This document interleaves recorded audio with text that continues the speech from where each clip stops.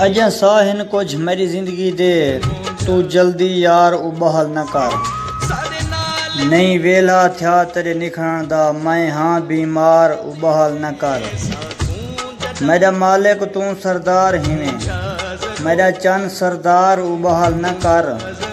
साह निकलन अजमल टुर पोवी ना मुँह झच मार उबहल न कर। फिलहाल तो वक्त दी नापिच हैं जदा वक्त दी बेड़ी थिल पोसी। साडे घर ना चन नित दुख राह सन राह सुख को सुख दा मिल पोसी।